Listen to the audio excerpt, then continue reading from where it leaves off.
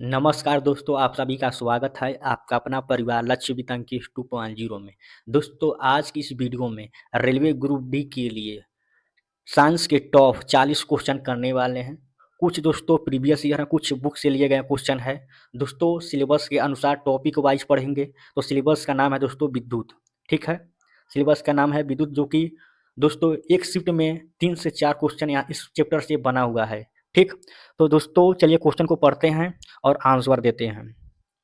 निम्नलिखित में कौन सा संबंध ओम के नियम के सही गणितीय रूप से निरूपण करता है। दोस्तों ओम के नियम का सूत्र पूछा है, तो भी बराबर होता है दोस्तों आई आर। तो आंसर हो जाएगा दोस्तों ऑप्शन नंबर ए। दोस्तों इसमें सवाल पूछा गया है दोस्तों। सवाल वाले दोस्तों क्वेश्चन हम अलग से वीडियो बनाएंगे, केवल दोस्तों थ्योरी वाले एमएसक्यू क्वेश्चन पढ़ लेंगे, ठीक है। तो चलिए दोस्तों एक क्वेश्चन को, एक सवाल दिया है दोस्तों, चित्र में प्रदर्शित बिंदुओं ए और बी के मध्य तुल प्रतिरोध ज्ञात कीजिए। तुल प्रतिरोध ज्ञात करने के लिए दोस्तों एक सूत्र होता है 1 अपान, ठीक, आर होता है। तो यहाँ पर देखिए दोस्तों, यहाँ पर 3 दिया है, यहाँ पर 3 दिया है, यहाँ पर 3 दिया है। इन सबका दोस्तों क्या निकालना पड़ेगा, हमें एलसीएम निकालना पड़ेगा, तो आंसर आ जाएगा। तो आंसर क्या होगा दोस्तों, ऑप्शन नंबर 2। ऑप्शन नंबर 2, इसमें 2 आंसर हो जाएगा, 2 ओम, ठीक। इसका राइट आंसर हो जाएगा। देखिए दोस्तों, कह रहा है कि विद्युत मोटर के आर्मेचर की भुजाओं पर चुंबकीय क्षेत्र में लंबवत कार्यरत बलों के संबंध में इनमें से कौन सा सत्य है। कह रहा है कि विद्युत मोटर में आर्मेचर की भुजाओं पर चुंबकीय क्षेत्र में लंबवत कार्यरत बलों के संबंध में इनमें से कौन सा सत्य है। तो ऑप्शन नंबर 2 इसका राइट आंसर हो जाएगा। इनका परिमाण समान होता है और दिशा विपरीत होती है। तो यही राइट आंसर हो जाएगा दोस्तों।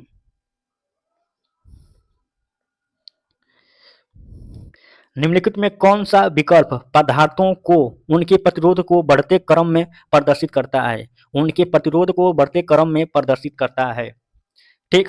तो क्या हो जाएगा, चालक, मिश्र धातुएं, विद्युत रोधक, ठीक। यही ऑप्शन नंबर 3 हो जाएगा आंसर दोस्तों।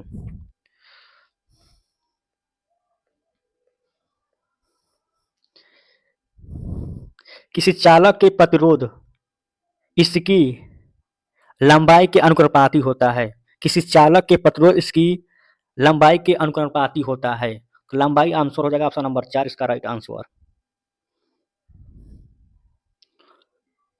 इकाई वाट को रूप में व्यक्त किया जा सकता है। तो दोस्तों 1 वाट बराबर होता है 1 वोल्ट गुणा 1 एम्पियर। ऑप्शन नंबर 3 इसका राइट आंसर हो जाएगा।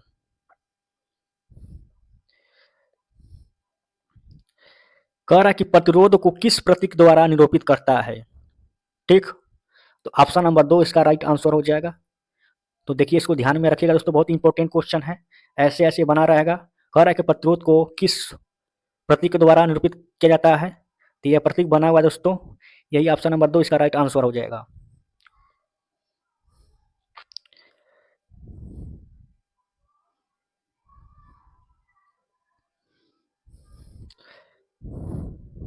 देखिए दोस्तों, अब बुक से क्वेश्चन लिया गया है। जब कांच की छड़ को रेशम से रगड़ा जाता है तो छड़ क्या होता है, धनावेशित हो जाती है, ठीक, धनावेशित हो जाती है। ऑप्शन नंबर बी इसका राइट आंसर हो जाएगा। पहले ऋणावेशित होती है, फिर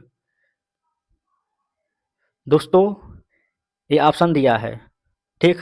क्वेश्चन यहाँ पर दिया है, किसी आवेशित चालक को संपूर्ण आवेश उसके क्या होता है, बाहरी पृष्ठ पर। ऑप्शन नंबर बी इसका राइट आंसर हो जाएगा। किसी आवेशित चालक का संपूर्ण आवेश उसके बाहरी पृष्ठ पर है, ठीक। ऑप्शन नंबर बी इसका राइट आंसर हो जाएगा। दो विद्युत आवेशों के बीच लगने वाले बल से संबंधित है।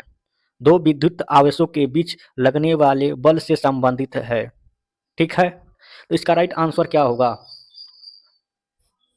जब दो विद्युत आवेशों के बीच लगने वाला बल लगता है दोस्तों तो कूलाम का नियम कहलाता है। ऑप्शन नंबर बी इसका राइट आंसर हो जाएगा।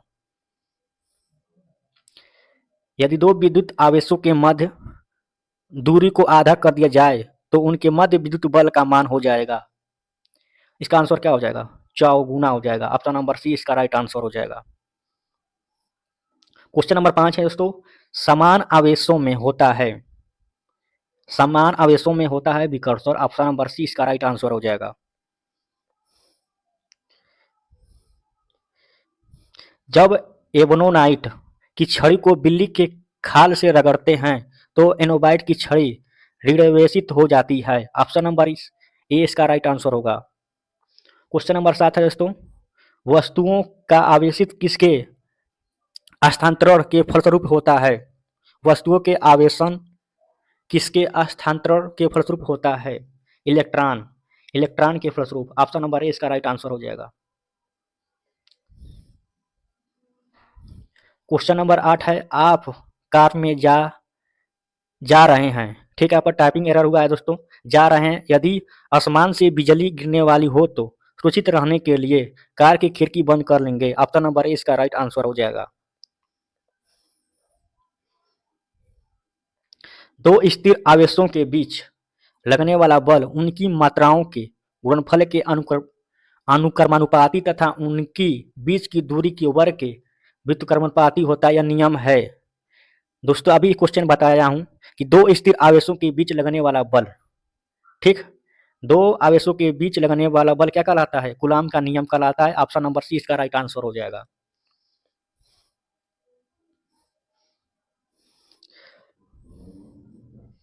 किसी विद्युत परिपथ में इकाई धन आवेश को एक बिंदु से दूसरे बिंदु तक जाने में किए गए कार्य द्वारा मापा जाता है तो उन बिंदु के बीच विभवांतर को, ठीक, इसका राइट आंसर हो जाएगा। देखिए दोस्तों, यह विभवांतर का परिभाषा दिया है, किसी विद्युत परिपथ में इकाई धन आवेश को एक बिंदु से दूसरे बिंदु तक ले जाने में किए गए कार्य द्वारा मापा जाता है। इन बिंदु को क्या कहते हैं? विभवांतर कहते हैं। ऑप्शन नंबर बी इसका राइट आंसर हो जाएगा। क्वेश्चन नंबर 11 दोस्तों, धातुएं विद्युत की सुचालक होती हैं क्योंकि उनमें मुक्त इलेक्ट्रॉन होते हैं। ऑप्शन नंबर ए इसका राइट आंसर हो जाएगा। क्वेश्चन नंबर 12 दोस्तों, निम्नलिखित में से कौन सा सर्वोत्तम विद्युत चालक है? सर्वोत्तम विद्युत चालक है चांदी। ऑप्शन नंबर डी इसका राइट आंसर हो जाएगा। अतिचालक का लक्षण है उच्च पारगम्यता, उच्च पारगम्यता। ऑप्शन नंबर ए इसका राइट आंसर हो जाएगा।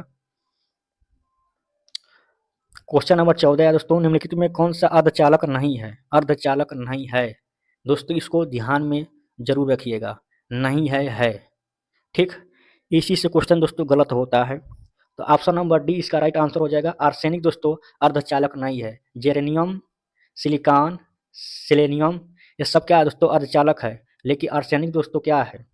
अर्धचालक नहीं है। डी इसका राइट आंसर हो जाएगा। ऐसे पदार्थ जिनमें समान अवस्था में मुक्त इलेक्ट्रॉन नहीं होते लेकिन विशेष परिस्थितियों में जैसे उच्च ताप और अशुद्ध मिलाने पर मुक्त इलेक्ट्रॉन प्राप्त किए जा सकते हैं, कहलाते हैं, क्या कहलाते हैं? ऐसे पदार्थ जिनमें समानते अवस्था में मुक्त इलेक्ट्रॉन नहीं होते लेकिन विशेष परिस्थितियों में जैसे उच्च ताप या अशुद्धि मिलाने पर मुक्त इलेक्ट्रॉन प्राप्त किए जा सकते हैं, कहलाते हैं, क्या कहलाते हैं? अर्धचालक पदार्थ कहलाते हैं। ऑप्शन नंबर डी इसका राइट आंसर हो जाएगा।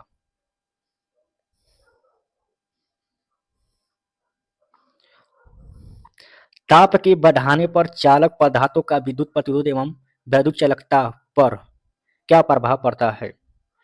ताप बढ़ाने पर चालक पदार्थों का विद्युत प्रतिरोध एवं वैद्युत चालकता, ठीक, क्या प्रभाव पड़ता है? इसका राइट आंसर क्या होगा दोस्तों?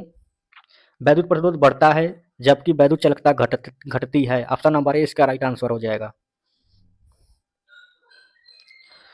क्वेश्चन नंबर 17 दोस्तों, तांबा मुख्य रूप से विद्युत चालन के लिए प्रयोग किया जाता है क्योंकि, ठीक, इसकी विद्युत प्रतिरोधकता निम्न होती हैं, क्योंकि इसकी विद्युत प्रतिरोधकता निम्न होती है। ऑप्शन नंबर डी इसका राइट आंसर होगा।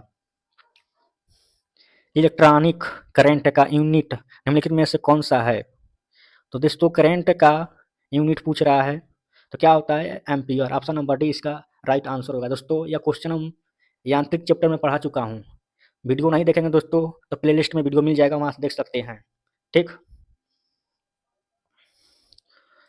19 क्वेश्चन है दोस्तों, आपस में जुड़ी दो अवशिष्ट वस्तुओं के बीच विद्युत धारा नहीं बहती यदि वे होती हैं, ठीक, समान विभव पर, ठीक।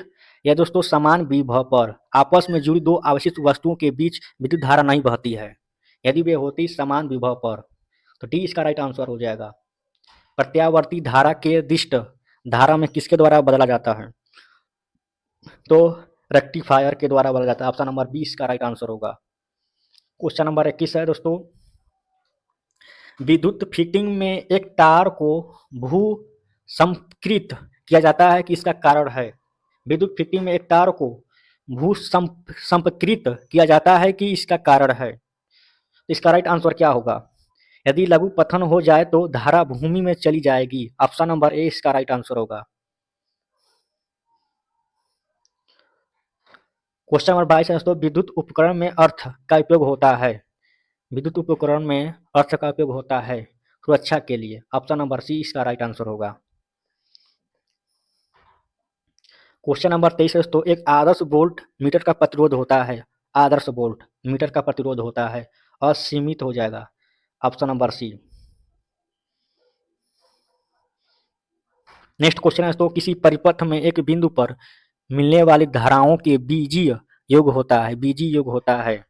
किसी परिपथ में एक बिंदु पर मिलने वाली धाराओं का बीजीय योग होता है, तो शून्य।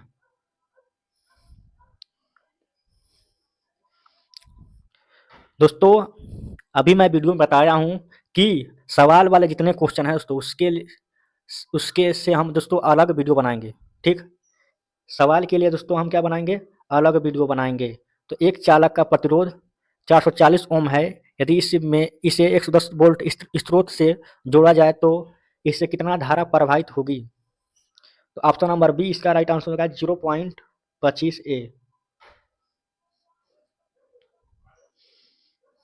प्रतिरोध का मात्रक है, प्रतिरोध का मात्रक है ओम हो जाएगा। ऑप्शन नंबर डी इसका राइट आंसर। नेक्स्ट क्वेश्चन है, घरों में लगे पंखे बल्ब आदि लगे होते हैं समांतर क्रम में। Option number C. Question number 28 दोस्तों, किसी चालक के सिरों के बीच विभवांतर उनमें से बहने वाली धारा के समानुपाती होता है। यह नियम है। किसी चालक के सिरों के बीच विभवांतर उसमें बहने वाली धारा के समानुपाती होता है। ओम का नियम। ऑप्शन नंबर डी इसका राइट आंसर हो जाएगा। यदि किसी तार की त्रिज्या आधी कर दी जाए तो उसका प्रतिरोध 16 गुना हो जाएगा। ओम का नियम क्या परिभाषित करता है? धारा और वोल्टता दोनों को। ऑप्शन नंबर डी इसका राइट आंसर हो जाएगा। क्वेश्चन नंबर 31 है दोस्तों, विशिष्ट प्रतिरोध का SI मात्रक है। प्रतिरोध का SI मात्रक क्या होता है? Ohm metre. B right answer. Question number 32 है, एक तार की लंबाई L मीटर है, तार को खींचकर उसकी लंबाई 2L मीटर कर दी जाती है तो तार का प्रतिरोध हो जाएगा पहले का 2 गुना। Option number A. Question number 33 है, एक समान शुष्क सेल में विद्युत अपघटन होता है। एक समान शुष्क सेल में विद्युत अपघटन होता है। मैं क्या हो जाएगा दोस्तों? ऑप्शन नंबर सी इसका राइट आंसर हो जाएगा। ठीक, ओमोनियम क्लोराइड हो जाएगा। दोस्तों इसको मिलाना है सूची 1 सूची 2 से। दोस्तों देखिए यहाँ पर ए बी सी, ठीक है दोस्तों, इसको ऊपर कर लेते हैं, जगह चाहिए हमें। यहाँ पर देखिए ए हो गया, बी हो गया, सी हो गया, डी हो गया। 1 नंबर, 2 नंबर, 3 नंबर, नीचे हो जाएगा दोस्तों 4 नंबर।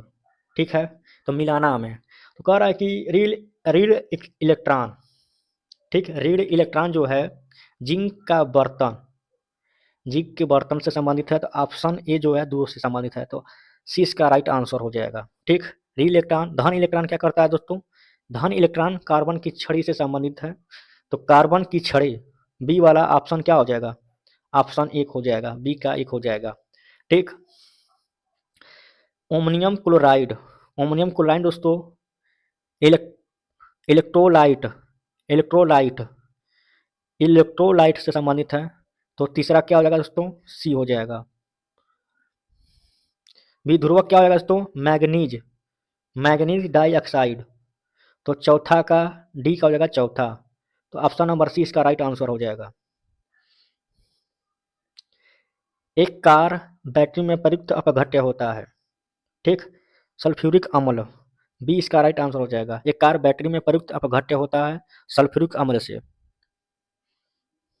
शुष्क सेल है, शुष्क सेल है दोस्तों, प्राथमिक सेल है। ऑप्शन नंबर इसका राइट आंसर। ये क्वेश्चन दोस्तों बहुत इंपॉर्टेंट है, एसएससी जीडी में पूछा गया था।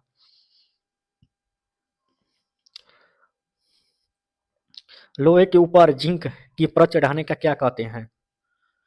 लोहे के ऊपर जिंक की परत चढ़ाने को क्या कहते हैं? तो गैल्वेनाइजेशन, गैल्वेनाइजेशन कहते हैं। ऑप्शन नंबर ए इसका राइट आंसर हो जाएगा। क्वेश्चन नंबर 38 है, वैद्युत अपघटन की क्रिया में किसी इलेक्ट्रोड पर मुक्त हुए पदार्थ की मात्रा संपूर्ण प्रवाहित आवेश में अनुपाती होता है, यह नियम है। कह रहा है कि विद्युत अपघटन की क्रिया में किसी इलेक्ट्रोड पर मुक्त हुए पदार्थ की मात्रा संपूर्ण प्रवाहित आवेश में अनुक्रमानुपाती होता है, यह नियम है। किसका नियम है? फैराडे का विद्युत अपघटन संबंधित प्रथम नियम है। तो ए इसका राइट आंसर हो जाएगा। यदि किसी चालक की भौतिक अवस्था जैसे ताप आदि में कोई परिवर्तन न हो तो चालक के सिरों पर लगाया गया विभवांतर उनमें से प्रवाहित धारा अनुक्रमानुपाती होता है, यह नियम है। ठीक, यह नियम है। तो क्या हो जाएगा? बी इसका राइट आंसर हो जाएगा। बी इसका राइट आंसर हो जाएगा दोस्तों, ओम का नियम। कह रहा है यदि किसी चालक में भौतिक अवस्था में जैसे ताप आदि में कोई परिवर्तन न हो तो चालक सिरों पर लगाया गया विभवांतर उसमें प्रवाहित धारा के अनुक्रमानुपाती होता है, यह नियम है। तो ओम का नियम, बी इसका राइट आंसर हो जाएगा। दोस्तों ये क्वेश्चन नंबर 40 है, गलती से 20 नंबर पड़ गया है। तो फैराडे का नियम से संबंधित है, विद्युत अपघटन से। ये इसका राइट आंसर हो जाएगा। दोस्तों वीडियो बनाने में बहुत ही मेहनत लगता है, तो कृपया वीडियो को लाइक करें, शेयर करें, कमेंट करें। तो आज के लिए इतना ही। जय हिंद।